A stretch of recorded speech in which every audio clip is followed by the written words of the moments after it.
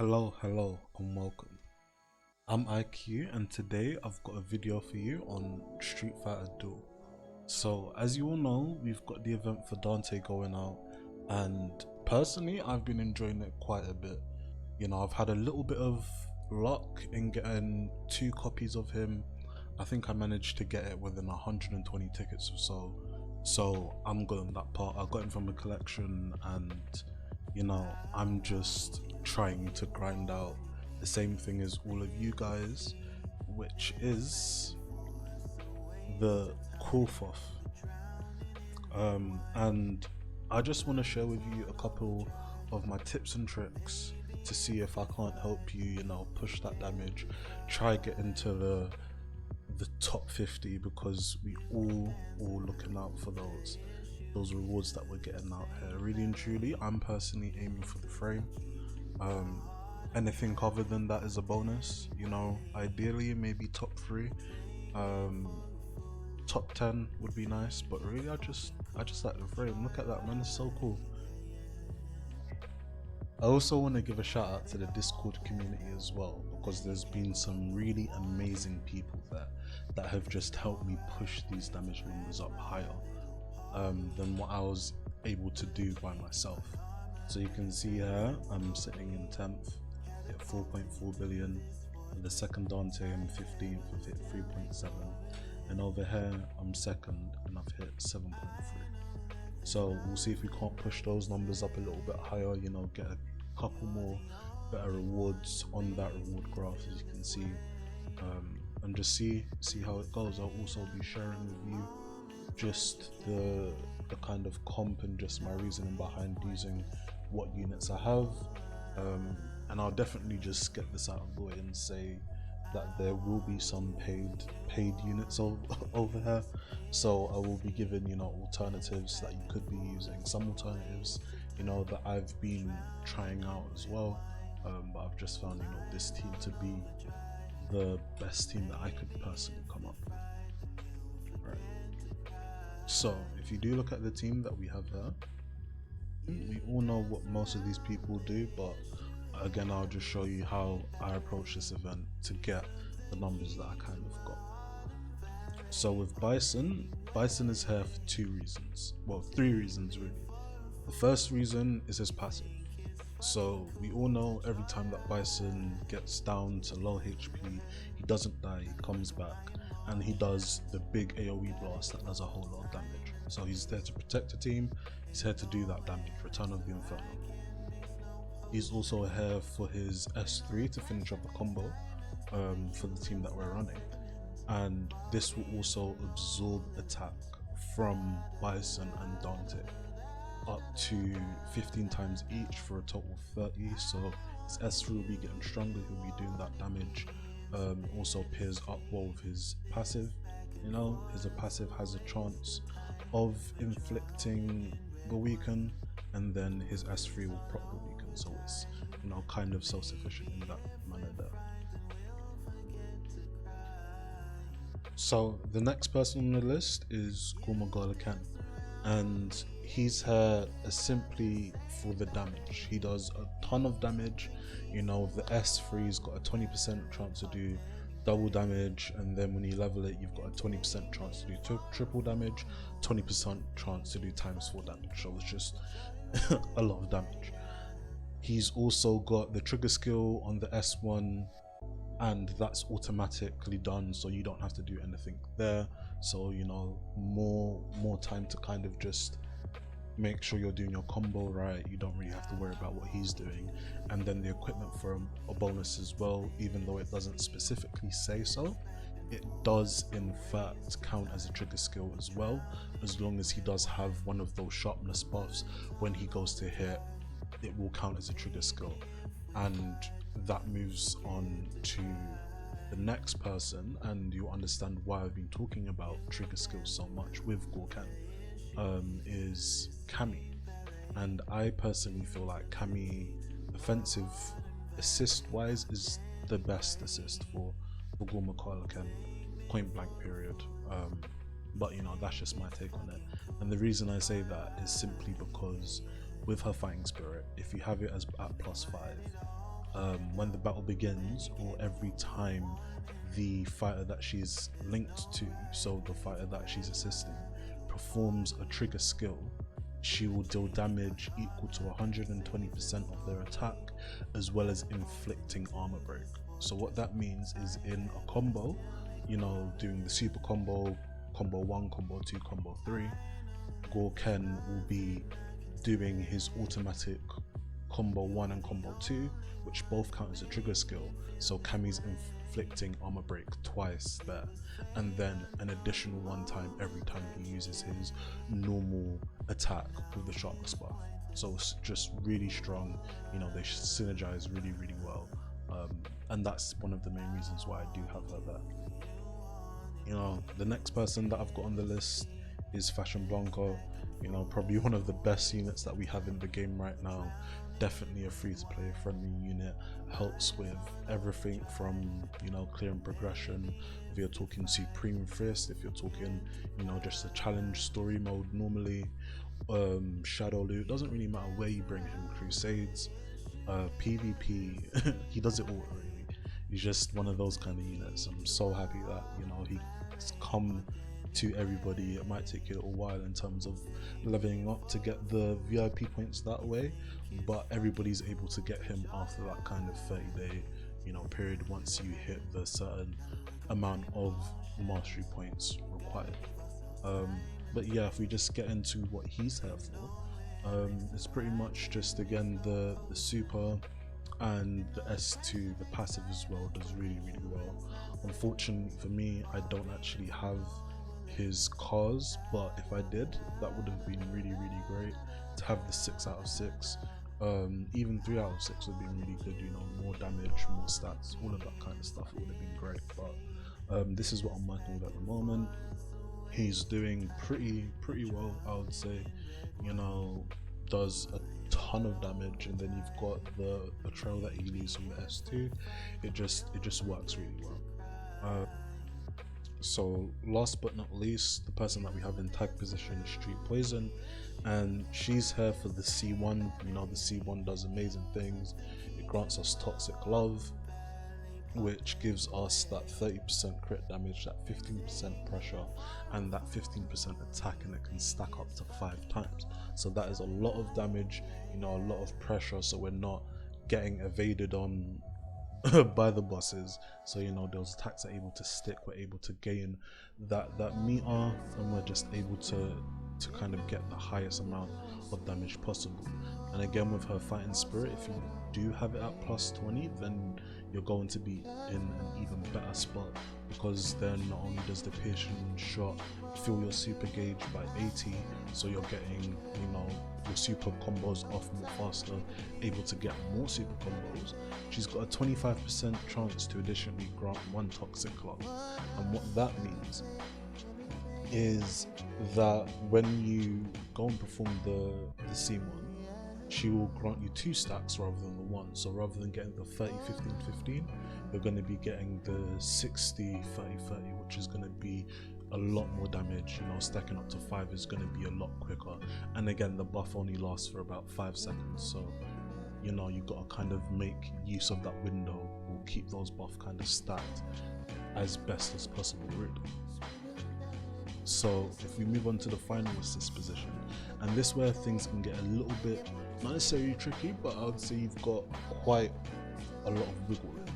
So you can use Dhalsim, and the reason that I was using Dhalsim was because I was trying out the flame damage. As you can see, my Dhalsim here, I have him at plus 21, and I was just trying, you know, to see what I could get with the burn interaction. If you don't have Dhalsim, or you don't want to use Dhalsim, an alternative, and funnily enough, actually the alternative I am going to swap Dhalsim out for, is Flame Chun-Li. And as you can see, this is what my Flame Chun-Li looks like at the moment. The main important thing is her fighting spirit. Really only need it at plus 5, but I was determined to get her all the way up to plus 20, you know, just because I do like to use her alongside Fashion Blanca in Crusade sometimes, or even the guilds paths that they have there. Just switching up teams, you know, seeing what works well with who. that sort of thing. But the main thing that she does provide is the flame penetration. You know, it's the same debuff that Fei Long provides, and it just increases flame damage, you know, I believe by 10% over the course of 10 seconds. This trigger interval has 5 seconds, so you've got 5 seconds to make good on the damage increase. But you know, the way that we have our strategy planned out, when we do get to fighting the boss, we do make very good use of stacking up our supers. Cool.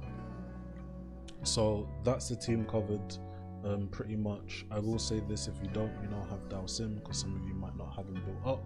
If you don't have Flame Chun Li, another good person you could put in there would be Fei Long. Fortunately, I don't actually have his Fighting Spirit to +5, but I am trying to get it there, because this is again a really good one that you could use, because it just means as long as you put him on someone who survives, so you could put him on Bison, that way it's always guaranteed. Enemies take 12% more flame and burn damage, but I just found that Chun-Li outweighed the damage that Fei Long was bringing to the table for me personally. You know, if you didn't want to use Fei Long, another person that you could use would be the regular Chun-Li, because with her Fighting Spirit, what she does is really nice, is that she gives the fighter 15% of their crit, so more crit means more damage. You know, you're going off the crit damage that you can do, along with the workbench. It's just gonna, you know, make that crit a lot more consistent, and allow you to get off those damage triggers in that manner a lot easier. Cool.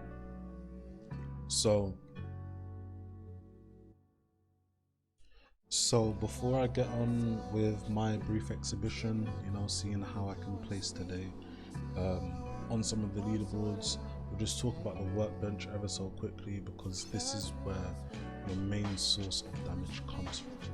You know, as you can see, I've got 3 of them at level 25, which is the highest, level 2 at 20, and the reason I've done it like this is, at the beginning you want to make sure that you're just maxing one of them up to level 20 and then moving on to the next one. So you might have the first one at 20, the second one at 20. These two, it doesn't really matter what level they are. I guess you could go to 5. Me personally, I kind of made a mistake at the beginning, so I went to 10 with everything, and then once I went to 10, I went straight to 20, 20, 20, 20, 20, and now I'm working everything up to 25. So for my cores, and I'm going to actually change a couple of these around in a second as well, the first core I want to talk about is the Agility Core Type A. It gives crit rate, crit damage, dodge. Right, and when an attack triggers a crit, you'll deal additional true damage. So what that means is it's damage that ignores defense, equal to 15% of your attack. You know, it doesn't have any cooldown from what I've seen. It's just every time you trigger a crit, you'll do additional damage, additional true damage, equal to 15% of your attack. So that's why I put that there. Second one that we do have here is the Legendary Core Type A. And with the Legendary Core Type A, this is again going to help the legendary unit, so that's going to be Fashion Blanca, and every speed point that he has increases the crit damage. So again, you know, crit rate, more critting, more crit damage, just more damage overall. And this one's very interesting because it gives crit rate, speed, and pressure. The reason that I have this one here over a couple of the others that might have been beneficial is because the speed is very important. It will apply to everybody on the field, making them faster. And if they're faster, they're going to attack faster. If they attack faster, I'm going to gain meter faster, which means I'll be able to get out more super combos and deal more damage. So that's why that's there. So the next one that I've got here is the Infernal Core Type A. And this is at level 25 as well. So this bonus here will be applying to Bison and Gormagala Ken. And for this one, it's increasing the crit for every speed of point that you have by an additional 0.07%. This again is giving you a damage bonus of 14%, which is really nice. More crit damage, which I'm not going to complain about, and again it's giving you that speed, which is just going to be helping everybody. Next we have the attack core type, and this one increases the damage and the super combo damage by 15%. It gives us the damage bonus, the crit damage, and the dodge. So again, it's just giving us all that stuff that we do need. Lastly but not least, probably the most important core of my entire setup, which is the attack core type hit. And the reason that this is the most important core isn't for the skill that it has, which is when the HP is higher than 50%, damage is increased by 15%. The reason it's the most important is because of that lifesteal rate. And what that lifesteal rate does for us is it allows us to circumvent the healing. So if you remember earlier, we went over here and I showed you some of my debuffs, or even, you know, when you've set your debuffs, I've got here, you know, that it reduces the amount of healing that the fighters receive by 100%, but for whatever reason with the lifesteal, you're still able to heal through that, and that plays a very big part in how I'm able to make sure that people stay alive and how I'm able to do a lot of damage. So without further ado, we'll get into this.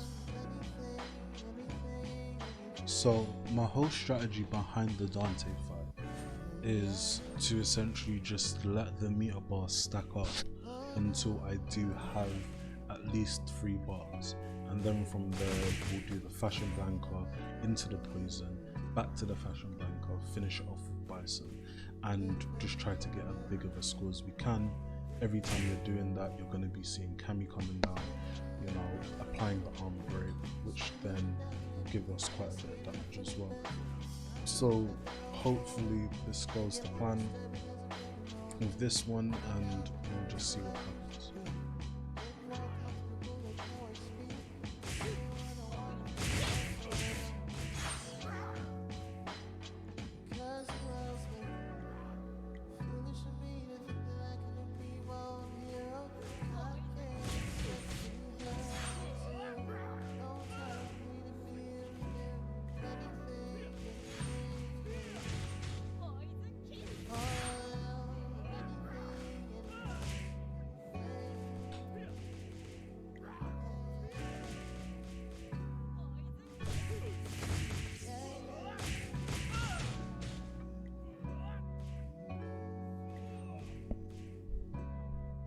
Unfortunately, I didn't manage to survive, but I guess that's the best I'm gonna get. So we just about managed to hit 9 billion, and we'll see what that translates into.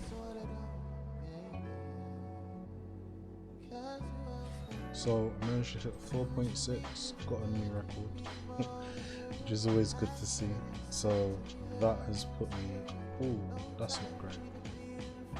Maybe if I try it again, I'll be able to do a little bit better, we'll see. But you know, I'm kind of happy with that. Moving on to the next one. Cool. So again, we're using the same team. It's going to be the same formula. Probably going to be a little bit easier because Dante stuns, whereas the Devil one doesn't stun. And for the EXs, again, I am going to change over one thing. So rather than using, you know, the Tanuki, I am in fact going to change it over for Charm. Yeah, I'll change it over for Charm. And let's hope we're able to do a little bit better than we did on the last one. So again, it's the exact same thing, we're just waiting for those 3 bars. So I'm going to put on times full speed, so I'm not here with you guys all day. Alright, so that's 2 bars now. That's the second super, I believe. And now this is his 3rd super. He's launched it, so I can launch my EX. And now I can start it. So we do the S2, wait a little bit so that we're not getting the 60% damage reduction. into the S3. As soon as he comes back, you just rinse and repeat, making sure you wait about halfway through, and then it's just the same thing over and over again.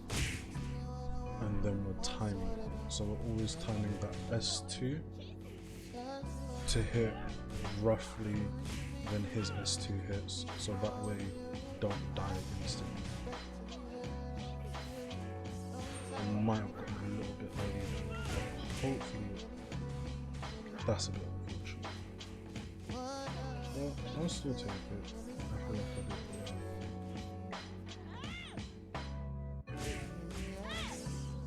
well. And managed to hit 4.2, so again we got a new record, so you know, improvements is is always a good thing. Cool. That has put us in 7th. So again, these people are doing some real good damage, and if we look at their teams, it's pretty much the same team. You know, I should definitely be able to get these numbers, but it's just a trial and error thing. As you can see, same team, same kind of multiplier, same team, same kind of multiplier, similar team, but again, he's got a high multiplier, so it's pretty much, yeah.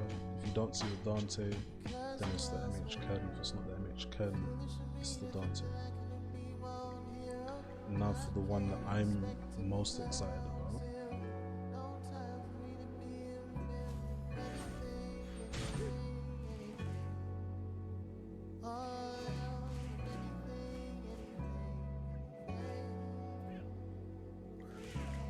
So again, it's just the same thing, times 4, waiting to the end.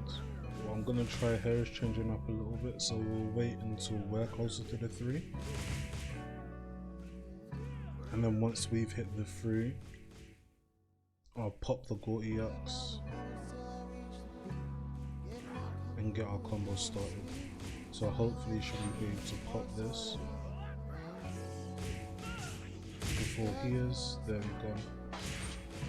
And then they still got the debuff on him because of Ken's equipment.